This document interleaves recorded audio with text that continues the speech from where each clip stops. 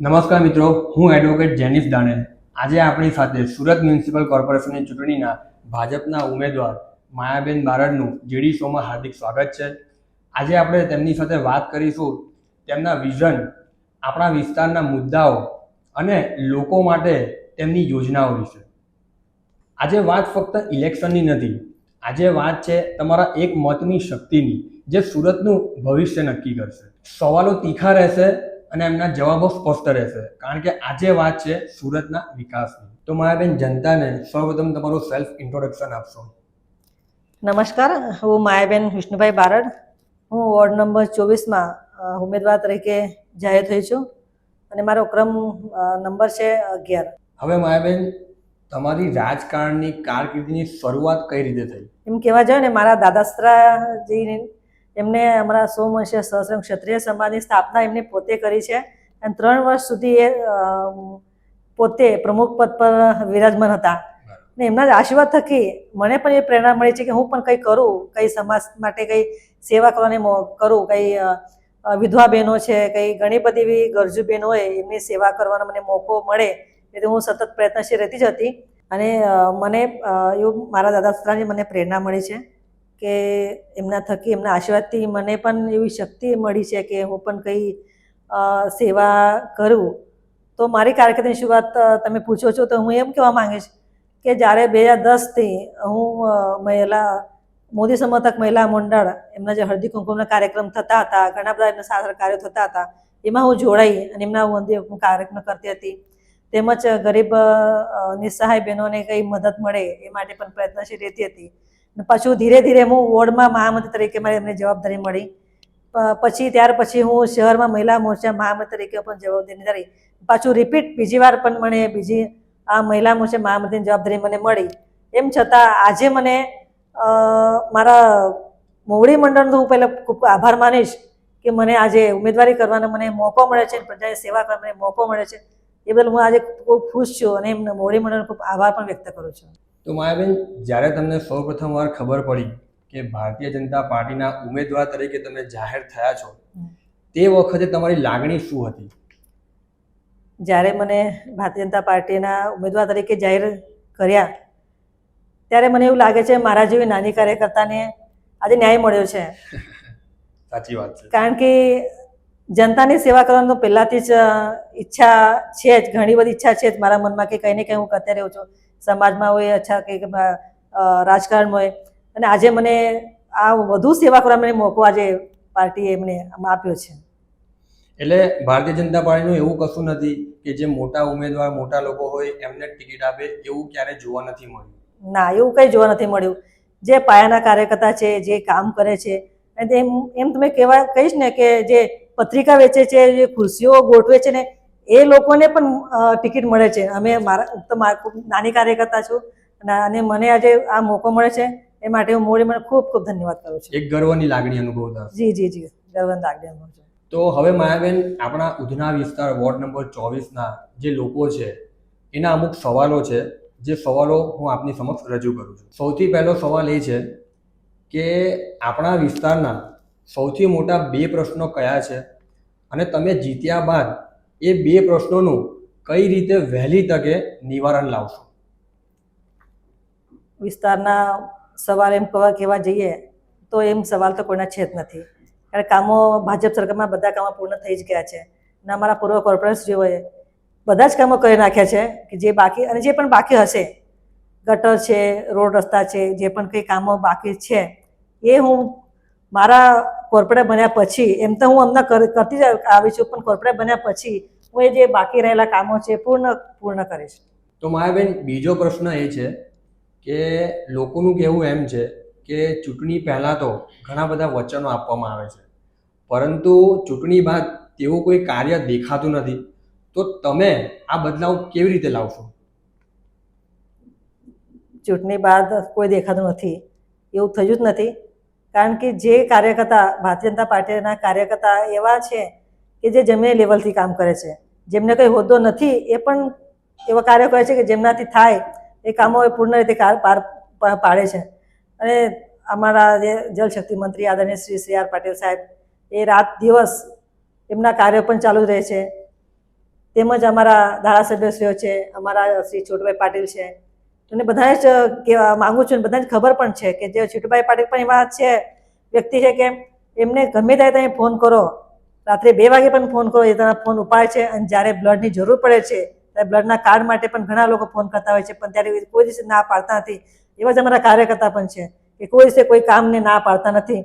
અને જે પણ કામ કાર્યકર્તા અથવા કે રહીશો લોકહિત કહે છે, એ લોકહિત માટે અમારા ભારતીય જનતા પાર્ટીના કાર્યકર્તા લોકહિત માટે હંમેશા તત્પર જ હોય છે. એટલે ભારતીય જનતા પાર્ટીનો પહેલેથી સિદ્ધાંત એવો રહ્યો છે કે લોકહિતના કામો સૌપ્રથમ પહેલા કરવા. ચોક્કસ. માયાબેન, ત્રીજો સવાલ એ છે કે તમારા જીત્યા બાદ પહેલા 100 દિવસમાં તમે કયો મોટો ફેરફાર લાવશો?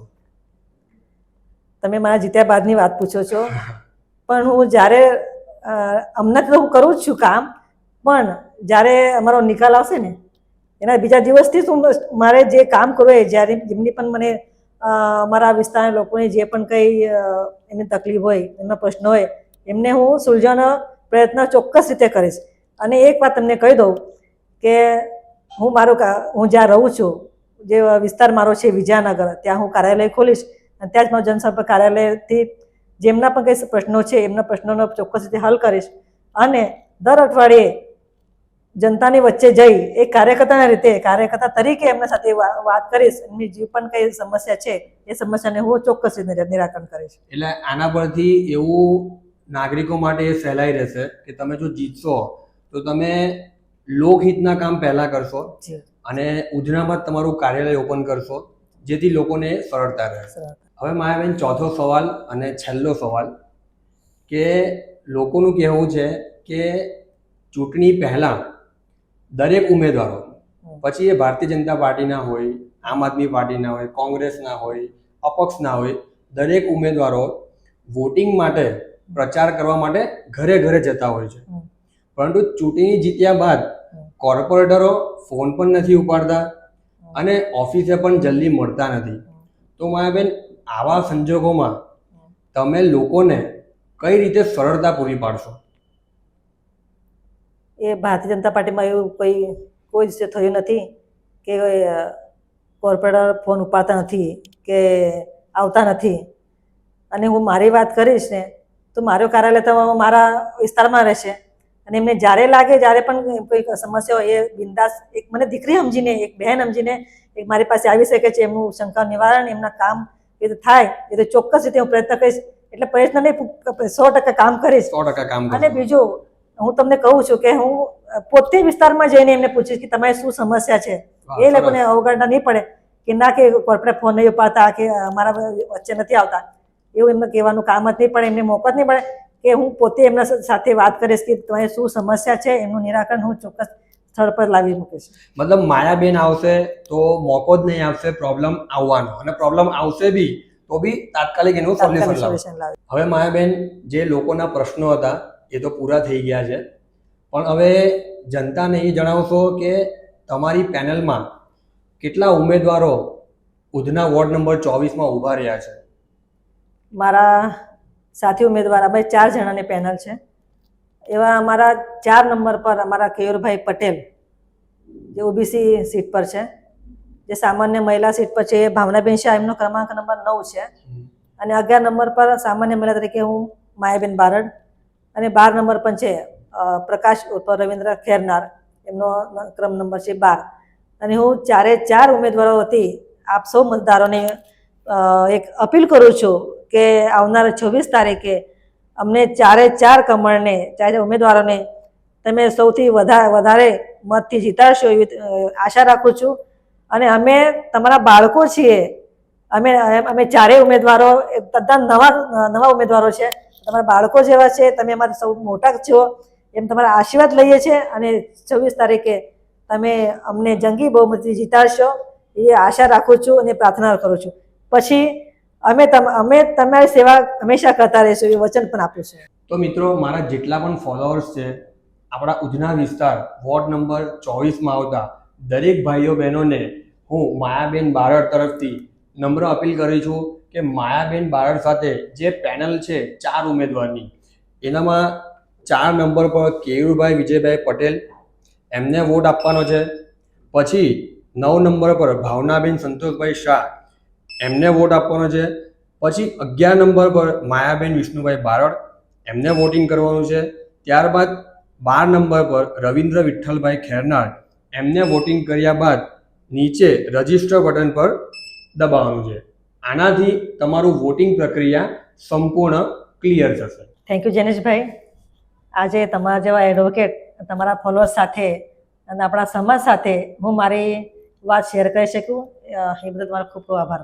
ખૂબ આભાર તમારો પણ. નમસ્કાર. હું મારા સૌ મતદાર ભાઈઓ બહેનોને અપીલ કરું છું કે આવનાર 26 એપ્રિલ 2024ના રોજ રવિવારના દિવસે તમે સૌ વહેલી તકે મતદાન કરાવશો અને અમારી ચારે ચાર પેનલને જંગી બહુમતીથી જીતાડશો એવી તમારી પાસે પ્રાર્થના કરું છું. અને અમે જીત્યા પછી તમારા લોકહિતના કાર્યો માટે હંમેશા તત્પર રહીશું એ તમને આશ્વાસન પણ આપું છું. માયાબેન આપણા ઉધના વોર્ડ નંબર 24ના ખૂબ જ જનૂની, ધગશીલ અને કામ કરી શકે એવા ઉમેદવાર છે. તો આપણે માયાબેન બારડની જે પેનલ છે 4 ઉમેદવારની, એ પેનલને વોટિંગ કરીને જંગી બહુમતીથી જીતાડવાનું છે, જેથી આપણા કામો એ લોકો સરળતાથી વહેલીમાં વહેલી તકે કરી શકે. તો મિત્રો, તારીખ 26 એપ્રિલ 2026 રવિવારના રોજ સવારે વહેલા ઉઠીને આ ચારેય ઉમેદવારોને વોટિંગ કરીને આપણે જંગી બહુમતીથી જીતાડવાનું છે.